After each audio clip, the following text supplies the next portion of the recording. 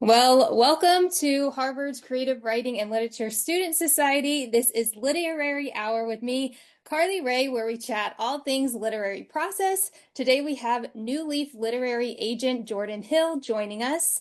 New Leaf has over 100 books on the New York Times bestseller list and numerous films and TV shows produced, including the Divergent series, Netflix's Shadow and Bone, Love, Simon, and more. So, welcome, Jordan. I am so excited to have you on Literary Hour. Tell us where you're joining us from. Hi, thank you for having me. I am joining you from my home office in Brooklyn. How's the weather today? What was that?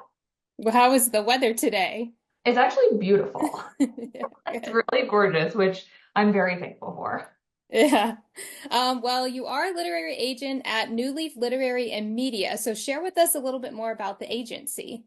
Yeah, absolutely. So, New Leaf Literary was founded by my boss, Joanna Volpe, about 12 years ago.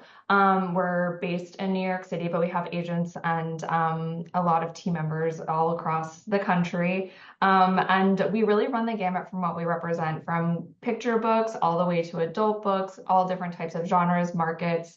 It really isn't a one size fits all for us. hmm Now, as you mentioned, and if you've gone on their website, New Leaf also does a lot with film rights. So, does New Leaf, how does that work? Tell us more about that, because I know last session when a lot of people were curious about that. Oh, okay. Yeah, sure. Absolutely. So, I mean, film, like I personally, I'm not the one who is selling directly into the film and TV world. We do have film and TV representation in-house. Um, uh, so we work with Catherine Curtis over here and also Sally Wilcox. So while we have in-house representation, what those people will do is they'll know when our books are coming out and we'll talk to them pretty frequently about, if something really exciting comes in or if there is, if someone's hitting the bestseller list, and they will go out to the film and TV world and say, hey, do you want to potentially work with us to adapt this book into film and TV? Well, we do have people in house. I also work with people out of house at other agencies. So, for example, like some of the big player names that most people know are like WME, UTA. There are some smaller agencies like Gersh, but we do have co-representation across the board for our authors, and our authors get to choose whether they want to work with us or if they want to work with another agent. And sometimes they even come to us with another agent, and that's totally fine too.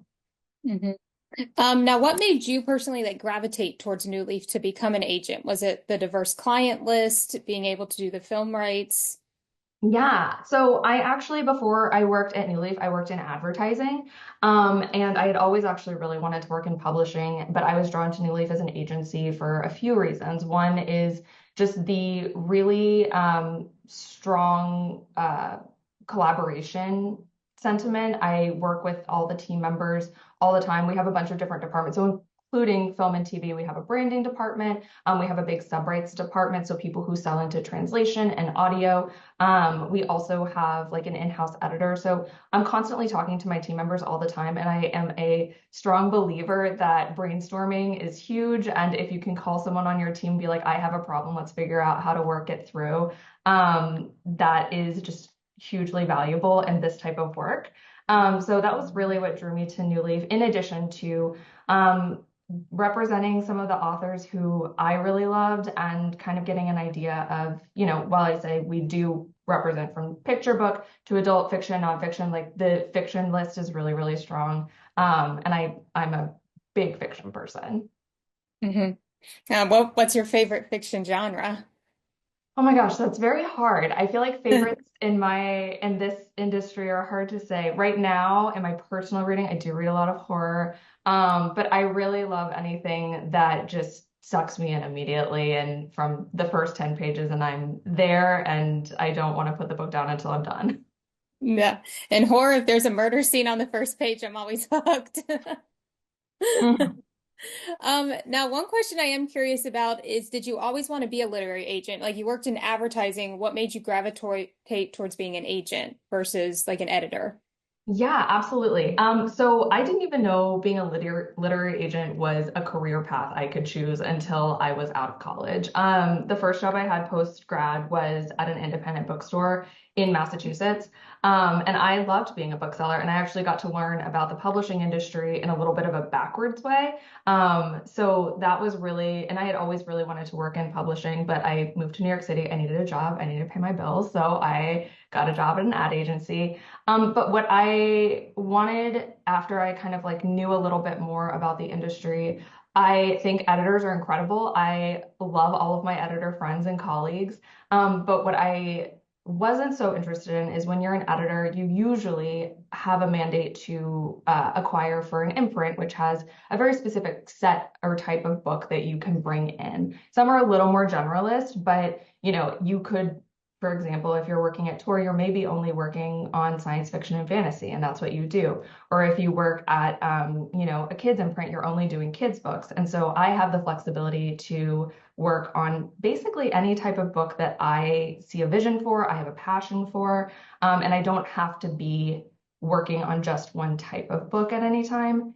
And I think, in the editorial space, that is your focus. You acquire a book, you want the book to do well, and you put it out into the world, and then you work on the next book. As an agent, what I love so much is like building out the career strategy of my clients, where it's like, some authors, yeah, they're gonna write one mystery a year, and that is what they love to do. But a lot of people want to write outside of just one type of book, and I love planning how that can work for them. Yeah, I know like some agents, if you sign with them on fantasy, you have to stay on fantasy. So if you sign a like author, for example, for horror, are they allowed to like send you a different genre that year?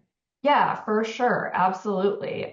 We might have a conversation like, is this the right time for you to do that? But yeah, I would never expect anyone just to write one thing for the rest of their lives, unless that's what they want to do. And then it's like, great, that's what you want to do.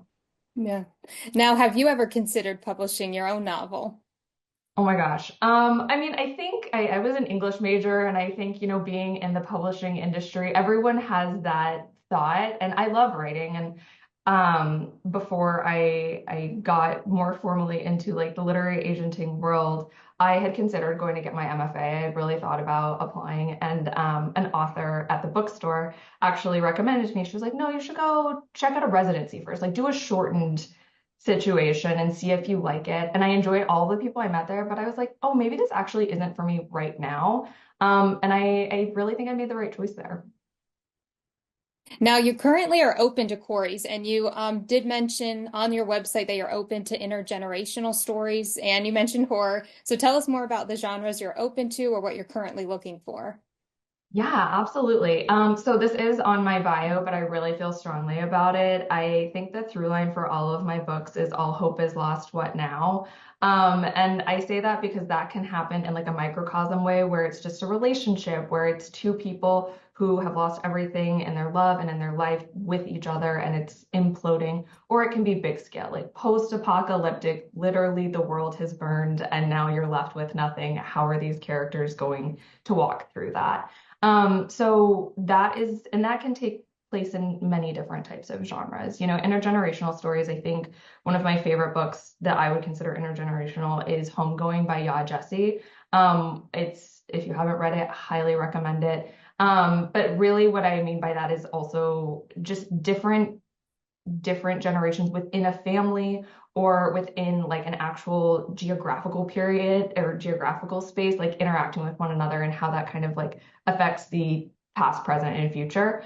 And then on the, I love horror, not every type of horror. I think horror has so many different like little side branches here or there. I'm not a slasher person. Some people are. I probably like lean more towards like the Catriona Awards or like a Stephen Graham Jones or a who else? I'm trying to think. Like a Christopher Bullman is really wonderful. So like you're really getting into the minds of people, but it's not necessarily like maybe murder on the first page, like a gory murder on the first page. Yeah. Now, how do you feel about the inciting incident? Like last session, we had Eric Smith join us, and we were talking about he was saying how the inciting incident doesn't have to happen on the first page. So, like when you're reading, is that what you look for? Do you mind if it comes later? No, I don't mind if it comes later. It doesn't necessarily need to happen on the first page.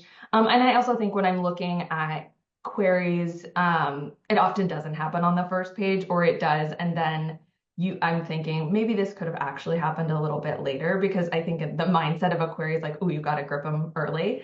But no, it doesn't have to be the first thing. Well, speaking of quarries, how many do you get a month? And like, are there certain times of the year you're closed to quarries? I'm never closed. I think there are some times where I'm not going to be as responsive, and I will say what times those are.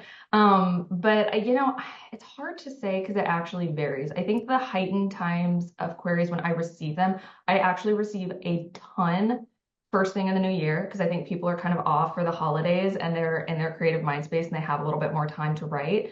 I also receive a lot at the end of the summer, probably for same reasons. Like life kind of slows down a little bit in the summer. But as many as I get a month, I saw a little bit of Eric's episode. I don't get nearly as many as him. I probably get like 400 a month, but it really like that's an average out. Some days I'll get, 40, some days I'll get 10. It just kind of depends. Now, how do you keep up with that, Jordan? Do you read them each day or do you have a certain day of the week? I do tend to go through them just kind of in a methodical way if I have some time here or there. I do try to keep on top of them. Sometimes, like I said, I'm a little slower. I actually am faster over the holidays because I have more time then too. But I do like to get through a few every single day if I can. And then I also we use Query Manager. Not every agency uses Query Manager. But it is like if someone has an offer and has a time period, that looks a little bit different too. Yeah. Now you are open to like memoir, fantasy, paranormal, nonfiction. Did you always want a diverse client list when you were Yeah, going into agency? no, absolutely. Like I said, I would say I am a bit more of a generalist. I do love genre, but what there are certain things that like are definitely not for me. But I think, when I started, I started on Joinable Biz Desk as my boss. And she, had a pretty specific list. And, as I was thinking about what do I want to bring on, who do I want to bring on, it was a situation in which like, oh, I could have a vision for all of these different things. There are certain places where it's like, oh, I actually don't know as much about that is maybe I wouldn't be a great fit for it, even if I love it. And I think sometimes that kind of falls into like a topic based nonfiction or picture books are actually a really good example. If one of my clients wants to do a picture book, I'll absolutely do a picture book, but I usually am not actively looking for picture books in my queries. Mhm. Now, in being open to so many genres, did you always read in so many diverse genres?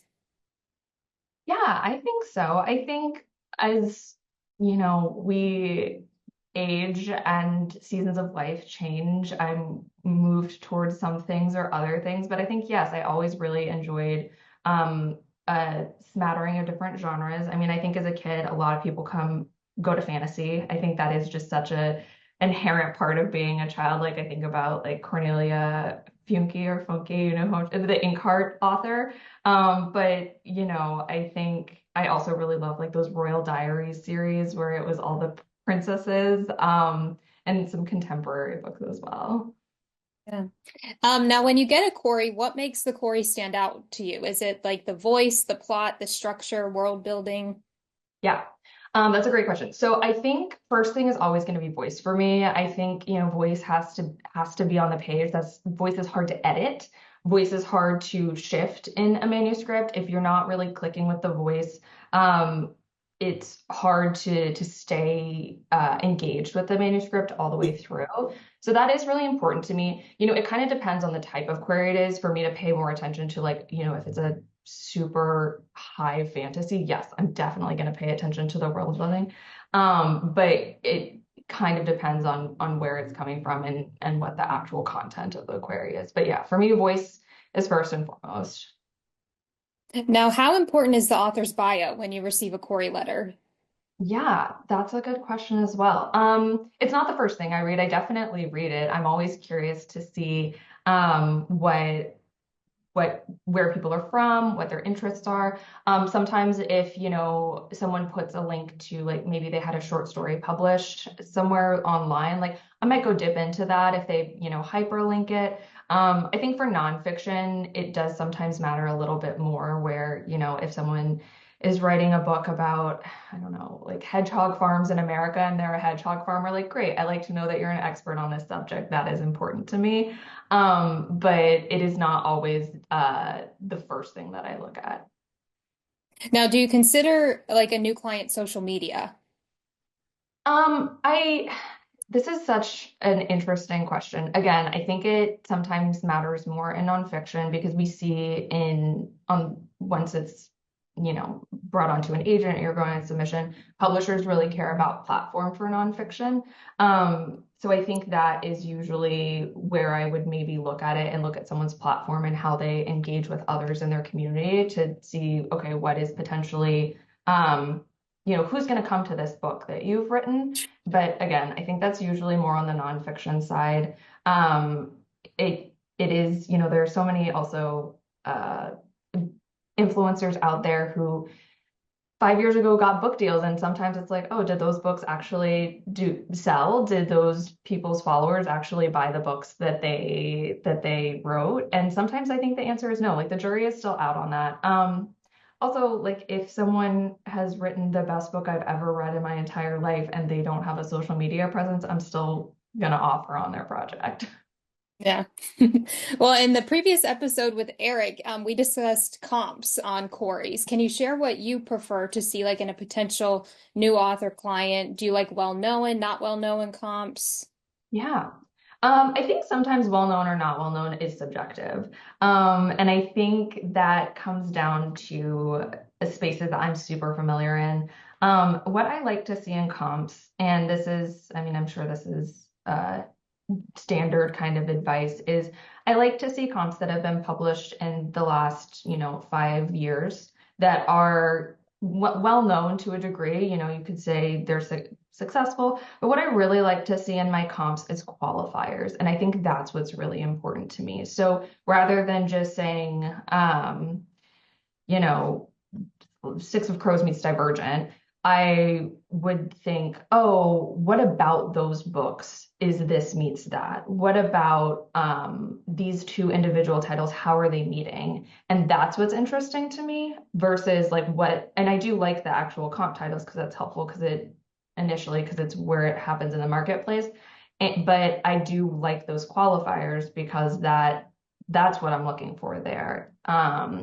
If it's a multi-POV or something like that, that's helpful for me. So there are, of course, some comps where I'm like, oh my gosh, if this is spot on, I'd be really, really happy to read like a Christopher Buhlman or like I said, Catcher in a Award or a Kelly Link or something where I'm like, yeah, absolutely. Yeah, it has to live up to the comps. I would much more rather um accurate comps than like super flashy comps, if that makes sense. Now, what's one piece of advice you could give writers who are currently working on writing their Corey to make it stand out? I know you mentioned voice. Is that what you would recommend working on? Yeah, voice. What I always recommend to people is go to a bookstore or go online, your online bookstore, whichever retailer you choose to purchase from, and think about what your comps are, where you would like your book to sit on the shelf, who it would sit next to, what section it would be in. Go online and look at the catalog copy. So whatever that description is, and look at that and think about how can I kind of take this structure or how would that work for my book? Because I will say I am always so happy when it's a long process. I'll receive a query. If I use part of that query in my pitch to the editor and some of that actually gets into that catalog copy, that is a great query. Like you know what the book is about, and that is what is selling to the public. And that's why people are picking it up and buying the book in a store. So that is my little bit of advice on queries. Now, is that the length you recommend? Or, do you recommend like 1,000 words for a Corey or keeping it like tight and short? I mean, I think 1,000 words for me is maybe like a little bit long. Tight and short. Again, I use Query Manager, so I can't tell like page length, but I would say, I think one page double spaced is probably 500 words, I think. So 500.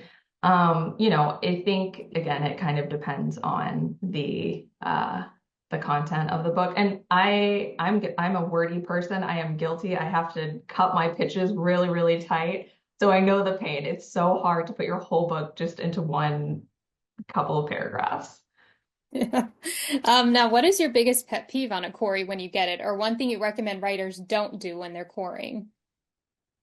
I would say don't throw spaghetti at a wall when you're querying. I think it is really important to like I don't care if there's a typo. I think sometimes people worry about that. If my name is misspelled, whatever.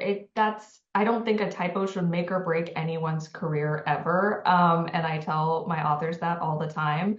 But if someone's querying me with something where like I've either said, I actively don't want something like this, like that's obviously not going to be something that I'll pass on it. So I do think it's worth doing. And you can kind of tell if someone's done a little bit of research. I don't need I don't need anyone to know so many details about me. Like that's fine, but I do think making sure that I would be the right fit does feel important to me.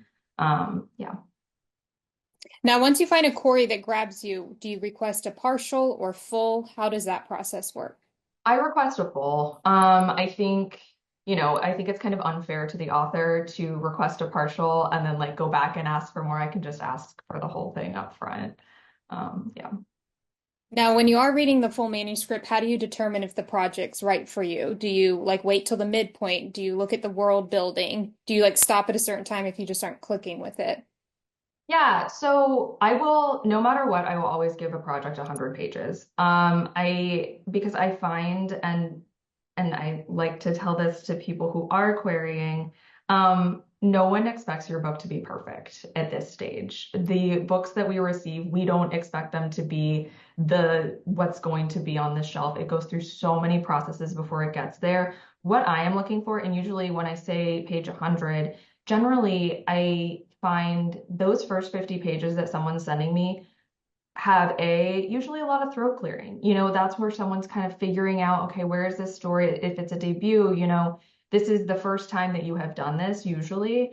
And not only is there some throat clearing, which is expected, and then I kind of find people get into their flow and into their role, and you can kind of see that shift. But also, those are usually the pages that someone has edited the most and has had the most opinions on and has the tendency potentially to be overworked. So I want to give them past that so that I can be like, okay, what is the real voice here? Or what is the real rhythm to this writing and to this story? So that is important to me to when I see that shift. And look, it's not every single book where it shifts or not every single book that has that, but I have found that to be pretty consistent.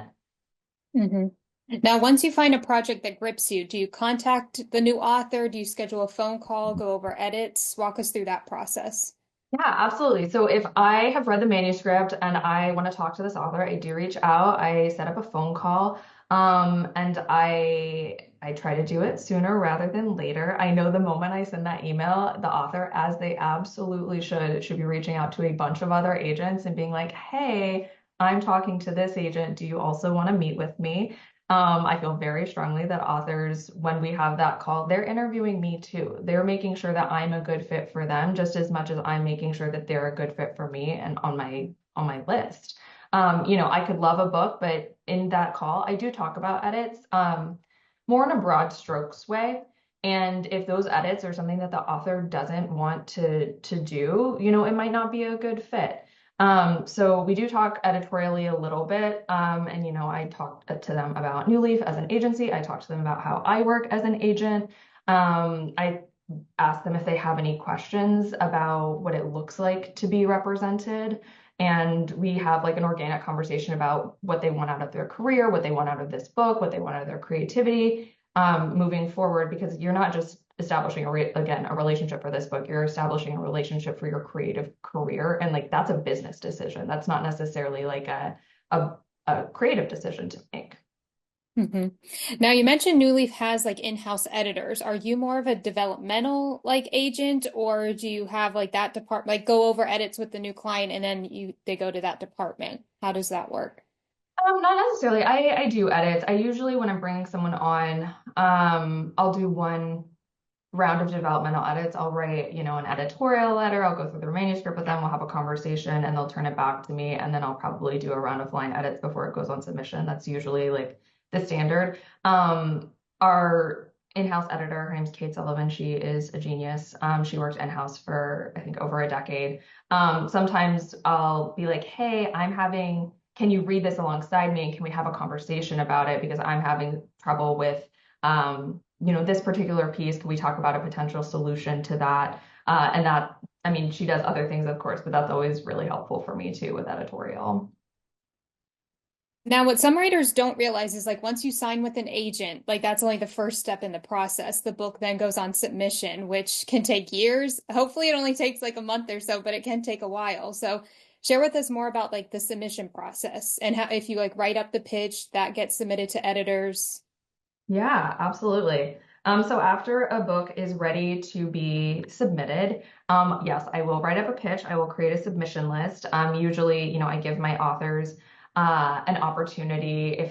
For authors who have never been on submission before, it is a daunting process. And it is the moment where your book is no longer yours. It is in someone else's hands. And it's a little different from, sharing it with a writing group or sharing it with, friends and family, because these people who you're sending it to have the opportunity to publish it and make it into a real book. So I ask authors, I'm like, how much information do you want to know? Some authors don't want to know anything unless they have an offer on the table. Some authors are like, I want to know every imprint, every editor, every pass. I want to know the pass verbatim. And it kind of depends, like the communication is really what works for them. And I always say this can change. If you want to see everything, great. If you midway through the process decide you don't want to see everything anymore, also great. But yeah, it can take some time.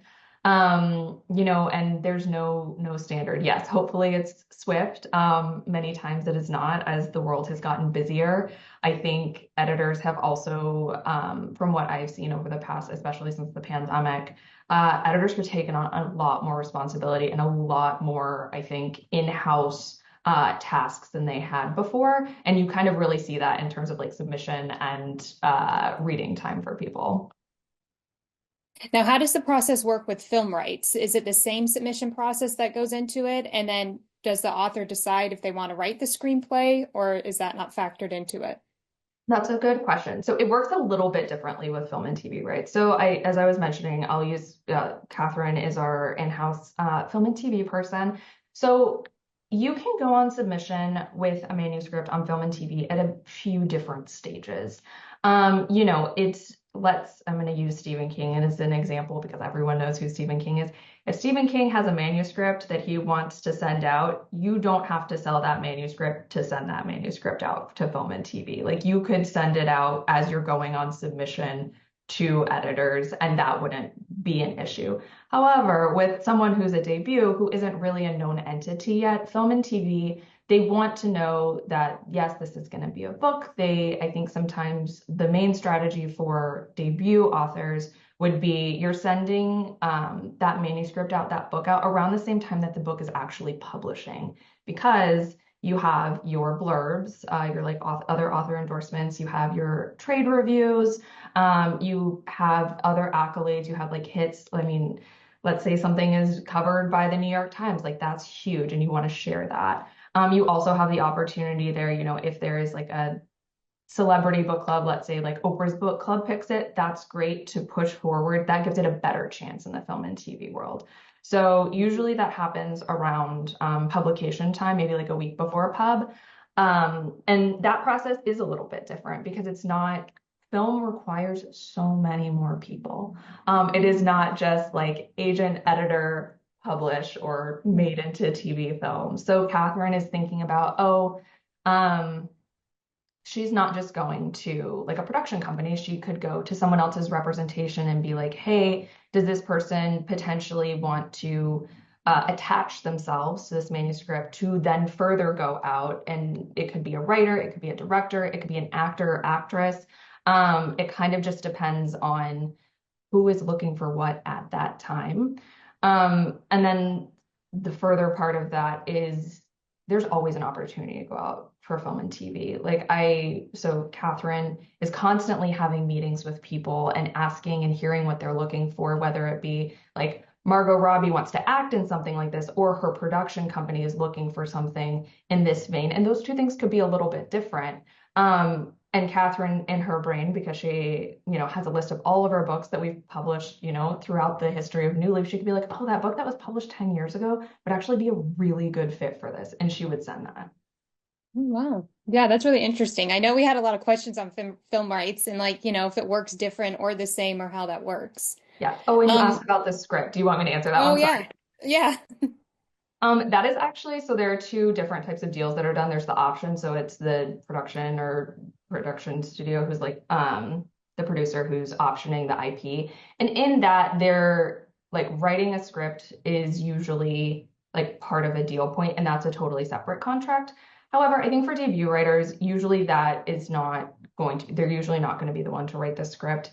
But even authors who I represent who have, huge accolades and they're bestsellers, if they're like, if it's a better chance for this to get made with a really like top tier writer who has a take on this and they can do it justice, I'll step aside. Like, I don't need to write this. So it really kind of just depends. hmm Now, for writers here, can you share some misconceptions that new writers have about the whole submission process? Just the on the book side. Yeah, on the books. Oh, I guess and film. It's kind of Yeah. a two-part question. Yeah. I think it's less misconceptions. It's fewer misconceptions because I think writers who go on submission, there are so many resources now, and not necessarily that all of those resources are giving correct information, but there are, like Facebook groups and people have chats. So I think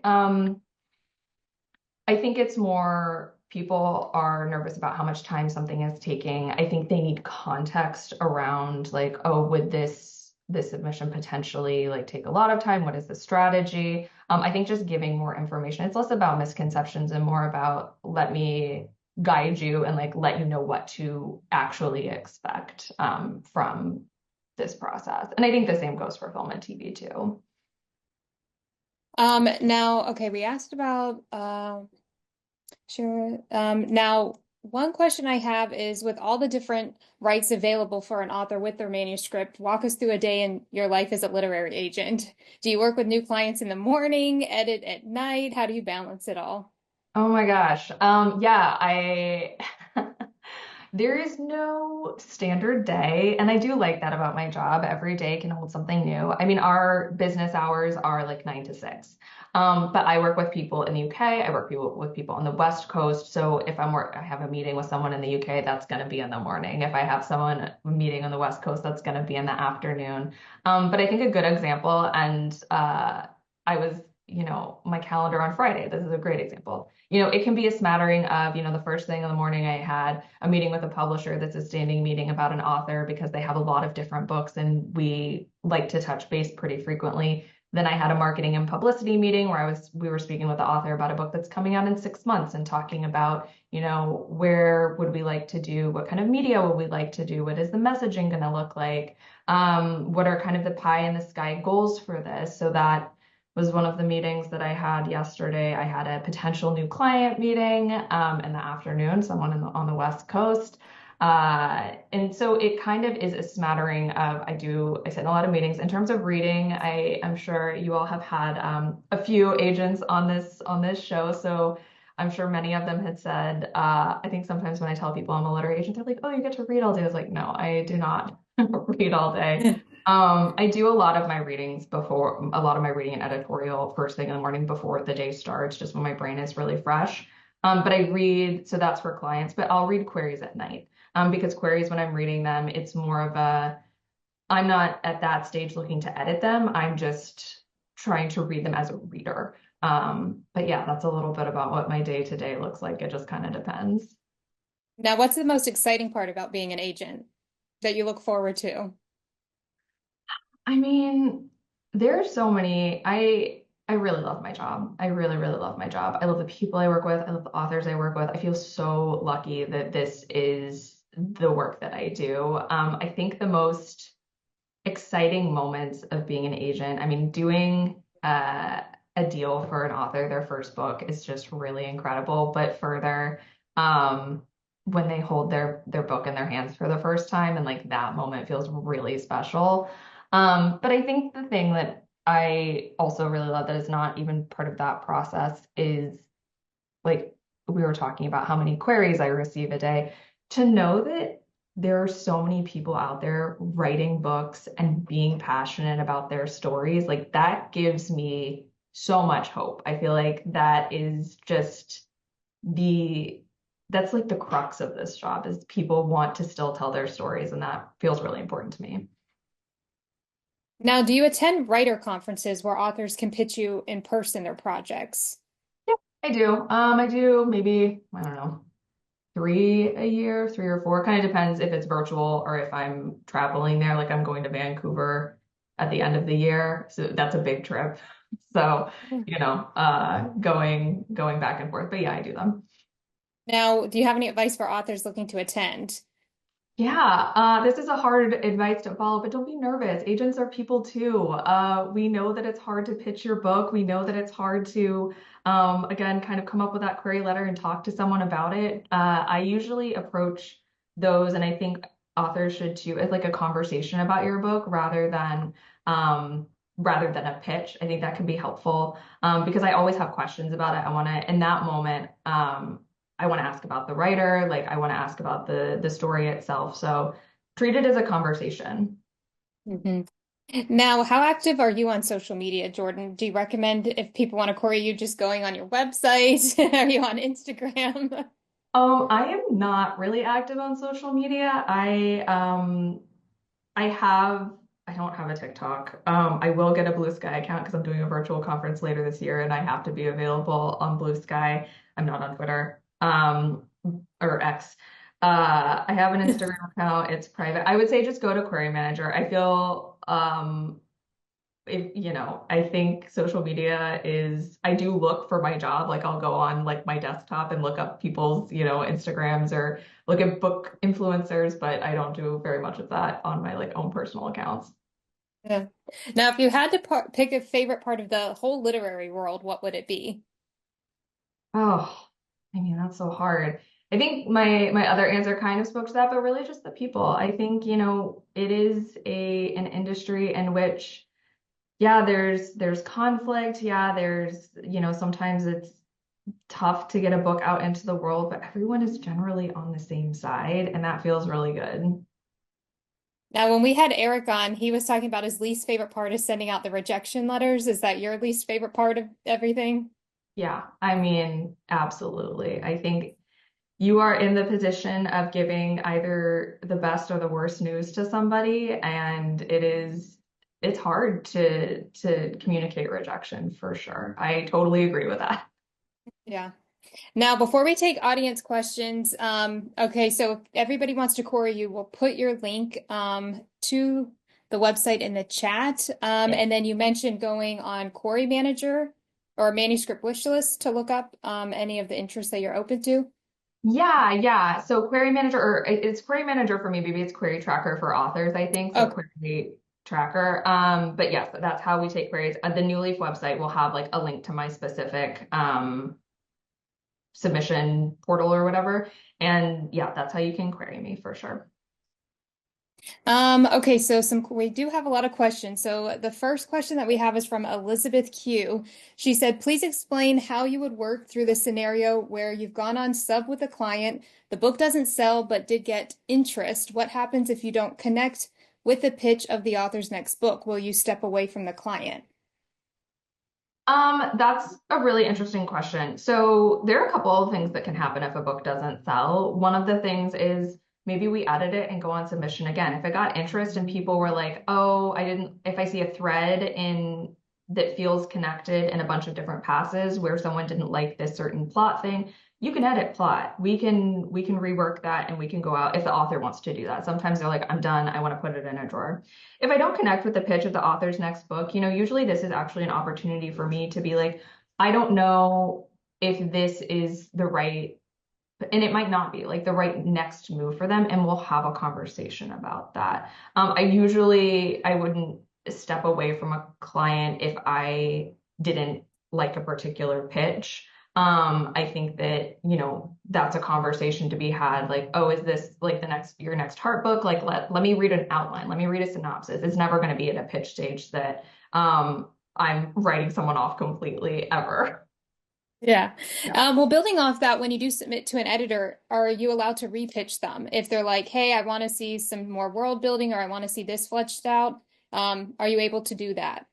Yeah, it's a case by case basis. If someone says to me, this was so close, I really loved it, I just couldn't get past this piece of the world building, or like I really didn't like this, how the last third of the book, how all of the threads came together, I will ask them if the author addresses these things, do you want to see it again? Because I'm never going to ask my author to do edits without someone being like, oh yeah, I want to see it again. Because in that instance, there is a possibility that the editor could say like, yes, but I want to see it exclusively for a period of time. And I don't want my author to spin their wheels if it's not a potentially like a real opportunity for them. And now Glenn asked if you are open to nonfiction memoir, which I do believe you are. Yes. Yes, I am open to nonfiction memoir. Jessica asked if an author only had an hour a day to spend on your writing career and was trying for her first publication, what would you say is the most efficient way to spend the time? Is researching agents online, cold calling them the way to go, or is it better to save it for networking in person at a writer conference? Okay, 1 hour a day to spend on their writing career. I'm assuming this means that this person has a full manuscript. Yes, I'm assuming that. Okay. Yes. Because I would say write the manuscript first. But then, I think so much of this business is done digitally. Like, yes, conferences are great, and if you can go to it, but there's so many local conferences too. I sometimes people travel to conferences, which I think, if you have the means to do that, that's great. But I think actually researching the agent, doing a download on who might be a good fit for your book. I also really encourage people, and I kind of practice this sometimes in my own submissions, where you create like a list of agents and you tier them out. So it's like, here are my top three, top four, top five, and you go to them first. And great if someone offers and you get an agent, excellent. If not, or someone requests a manuscript but then has feedback and passes, you can take that to the next tier and like kind of continue to go down in that way. And I also wouldn't discount junior agents. Junior agents have more room on their list. They are looking to grow. They are usually helping out more senior agents and really have a lot of knowledge of the industry. So that would be my recommendation, is like the researching and like making sure you're really hitting the right people. And if one of those agents happens to be at a conference near you, sure, yeah, go to the conference. Richard asked, how is the current political and cultural climate affecting writers from traditionally marginalized communities, or any writers really, who are exploring stories and themes centered on marginalized identities? Are we in a moment of greater opportunity or greater scrutiny or both? That is a really good question. I think where I'm seeing the scrutiny the most is with kids' books. Book banning, people who are writing books that might be construed as sensitive, even if they are not. I think that is where you see more publicly that type of scrutiny, which is really, really hard, because it also means that means that the book might just not do as well. So that's tough. I think, on the adult side, it's an interesting question, and I think we're gonna have to wait and see, in the sense where studying the buying patterns over like the next few months in the actual consumer space. Because I think I don't see that shift with editors. I don't see editors being like, oh no, I don't want to consider a book because of this thing. There are a couple of imprints that have popped up that, their mandates are, I don't remember what the name of the new Hachette imprint, but their mandates are like, there's a new imprint that's I think just publishing men or something like that. So like that would be a consideration where, like, if I thought one of my authors could be a good fit, I'd be like, oh, is this something that you want to be published to? And that's the other thing, is like the author gets to choose. I'm never going to force an author to be submitted to a publisher that they don't want to be published to. Like, I have that conversation actually about Amazon a lot. Some people are like, I actually don't want to be published through Amazon. Like, that is a totally like real conversation that I have with people. Hmm. Now Natalie asks, could you tell us how long it takes for the book to reach readers once it is accepted for publication and what the steps are? Oh yeah, that's a good question.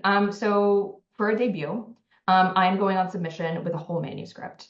The editor is getting a complete book, and once it is acquired, it usually takes, I would say, about 18 months before that book is published. So what happens in that point is the editor will take the book, provide their editorial letter. Sometimes that can be one really big pass. Sometimes that can be, a couple of conversations with the authors. I think that can usually take anywhere from like 6 to 8 months.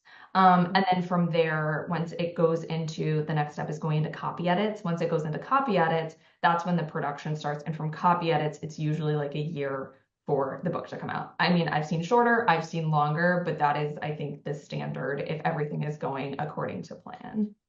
Mhm. Now Thinzar says, does one need to have a completed and polished manuscript before sending out the query? Which I think you've mentioned, like, no book is ever shelf ready when we're querying. Yeah, no book is ever shelf ready. That's totally fine. Is I think, yeah, for fiction, full manuscript has to be done. For nonfiction, it does not need to be finished. Or you're submitting on proposal for nonfiction. You need sample pages for sure, and sample pages are important, but I don't need a full manuscript for nonfiction. I need the proposal and sample pages. Okay. Now Edward asked, have you ever represented a novella? Yes, actually, I have represented a novella. One of my authors just published there, and it went to a really micro fiction, indie horror press. It's called Root Rot. It is excellent. Novellas are a little trickier in the marketplace because I think there are some publishers that do them super well. Tor is one of them. They have a novella program. But yes, I love novellas. I love weird short fiction. It's sometimes like I consider novellas in a way where it's like I really have to have a vision for it to be able to take one on as on its own, without like an author being like, oh, I also have a novel, or like this is maybe not the first book that I want to publish, but maybe the second or third. But yes, I love a novella. And now we have a question from Arden and Jessica about short stories. So Arden said, are short stories of interest? And then kind of building off that, Jessica wanted to know about how short story collection publication works. Does it make more sense to submit them individually or get an agent for them? So short story, if you're publishing short stories individually, you don't need an agent to do that. I always recommend there's a platform called Chill Subs. And you can, if you are not familiar with it, I go and look at it. Actually, that's sometimes how I search for clients in a reverse engineer way, where I'm like, I'm looking for this type of author. Like, do they have any cool short stories? So if you're selling them individually, you do not need an agent to do that. Think of it as think of the financials of it also, like a short story, you're, let's say you get, $1,000 for a short story, which is great for a short story for sure. An agent, our commission standard is like 15%. So I think there is, you have to do kind of like the math there for that.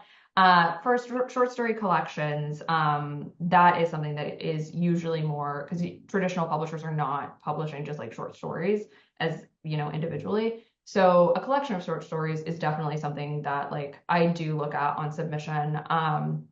But it does have to be complete, not just individuals. Now Everin asked Jordan, she says, you are very generous as you're reading. Do you think most agents read the same way? I actually don't know. I think a lot of my colleagues read pretty similarly. I mean, New Leaf is the only agency that I've ever worked at. I feel like a really like I feel a kinship with a lot of my colleagues, and we have a pretty similar mission. So I don't know if all agents read that way. I think it kind of also depends on, their own list, how busy they are, how many people if they're actively looking to take people on versus not. So the answer is I don't know. And now Katrina asked, does New Leaf plan on getting international rights? Do you do international Oh rights? yeah, we have a Yeah. huge subrights, our director of subrights her name is Tracy Williams. She has Kiefer Ludwig under her as well. They really keep their fingers on the pulse of the market internationally. It is astounding to me. I am endlessly impressed with them, because something that could work really well in France might not work well in Germany. It really kind of just depends. Like Poland is a huge like fantasy territory. France is a huge graphic novel territory. We do have them. And usually, when we're going out on submission in the US, I am very, very hesitant. Someone has to make a really good argument to acquire international rights, because if we're doing them in-house, the author's getting more money and has more Yeah. control over like how that's happening. Mm. Now, Kennedy asked, is becoming a literary agent challenging? How was your process of applying for and getting the position? I do think it's challenging. I think I genuinely feel like the publishing industry is so opaque. I think it's I think there are a lot. So networking, I think, is huge, but I think I got really lucky. Like New Leaf was a place where I applied, and a lot of like Joanna herself and a lot of other agents at New Leaf didn't have the starting their adult career lives in publishing. A lot of them had other jobs before going into publishing.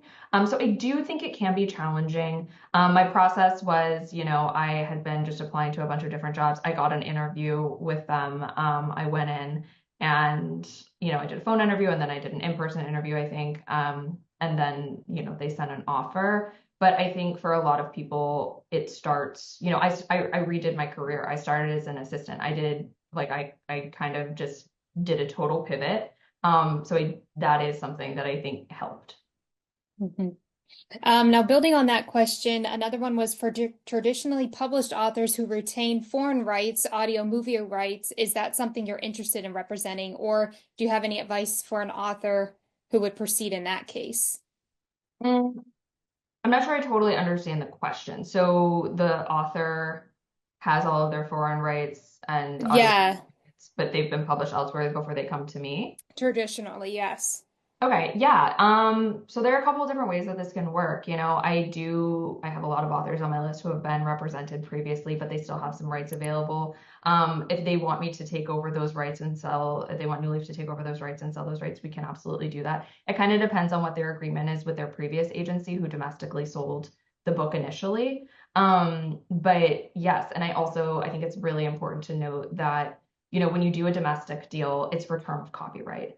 But when you do an international deal or an audio deal, and even like film and TV deals, there are terms on that. So those rights kind of come back to you if they're not renewed.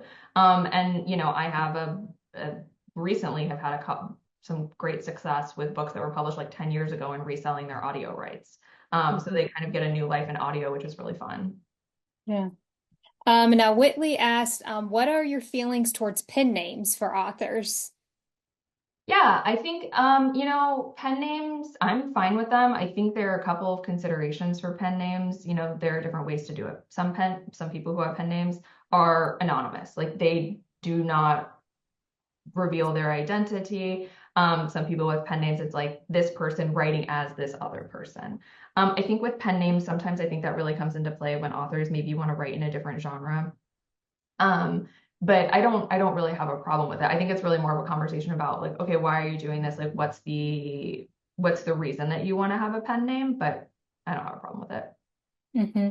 Now, Cece asked for fantasy trilogies. Do you recommend having all the manuscripts ready before quarrying, or just focusing on the first one? Just the first one. I think you should know kind of where things are gonna end up. I think sometimes having like even just a paragraph of what book two might look like, a paragraph of what book three might look like is helpful. But no, you do not need to have all of the manuscripts ready when you query, because when I'm going on submission, I'm not going to send 3 fantasy manuscripts to an editor. I will send the first one, and then I will send, here's what book two, here's what book three looks like.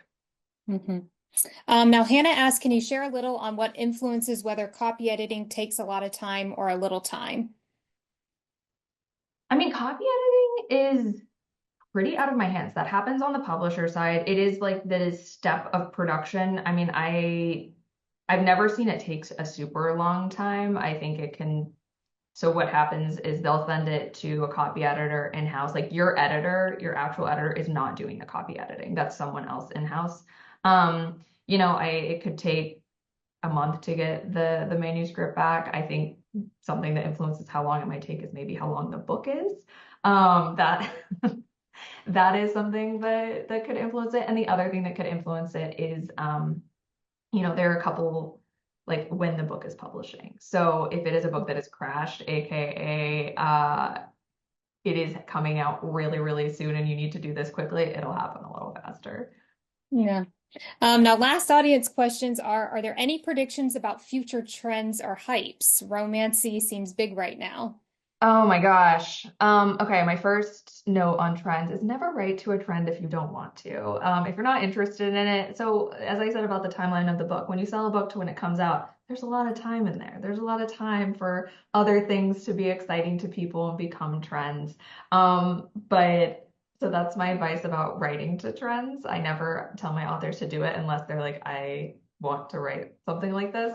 Um, but I something that I've been hearing a lot is horror romance. I don't actually know what that looks like. I asked someone, I was like, okay, so what's a good comp for a horror romance? And they're like, oh, I don't know. I was like, okay, noted. But that is what I think we've been hearing a little bit. So yes, romantasy has been a really big trend. Well, there you have it. Jordan, is there anything else you want to add before we let you go? No, I don't think so. I just really appreciate y'all taking the time on a Saturday. This has been really fun. And I thank you so much, Carly-Rae, for the invitation. Well, thank you so much for joining Literary Hour, Jordan, and thank you to everyone watching. I hope you all have a great day and be sure to stay on the lookout for the next episode. Bye.